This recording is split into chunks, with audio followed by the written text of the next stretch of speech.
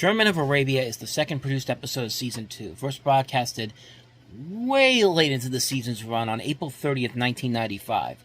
Remember, the first episode aired in March of 1995, so once again, we're kind of jumbling episodes around here, but again, there not really is a whole lot of continuity between the episodes, so it doesn't really matter, but just something to take note of here. The writer of this episode is Richard Doctorow, who's a name you might not be too familiar with, but he's been involved with a couple of things. He's been involved with stuff like Gary and Mike, which was a short-lived show on UPN. He was one of the producers on The Single Guy in the 90s with Jonathan Silverman. He also produced It's Like You Know. He was also somebody who worked on Celebrity Deathmatch. So he doesn't have a huge track record, but you definitely have seen his work before. The director of this is Brian Sheesley, who would later go on to direct Simpsons episodes as well. In this episode, at Marty's slumber party, Jay tells the story of how he ended up in Iraq during the Gulf War of the early 1990s, and how he was basically stuck there right as the Gulf War was taking shape.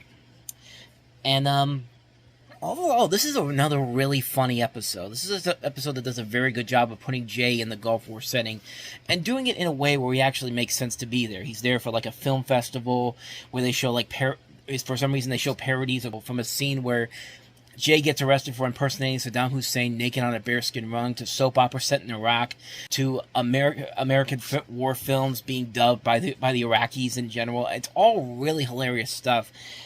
And in the second half of the episode, they do a really good job of parodying Lawrence of Arabia too, among other things, while creating very good writing and hilarious material to work with. There's even a little nod back to the first season when Duke was talking about Hee Haw the Next Generation, the combination of Star Trek the Next Generation and Hee Haw. When you see it on screen here, kind of like with Dennis the Menace to Society, it just works so well. It's really, really funny stuff.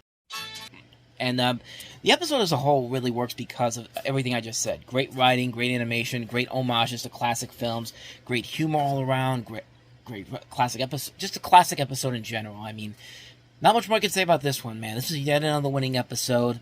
It just goes to show how the second season is kicking the butt out of the first season so far. Excuse me, sir. The show's over. Is the snack bar still open?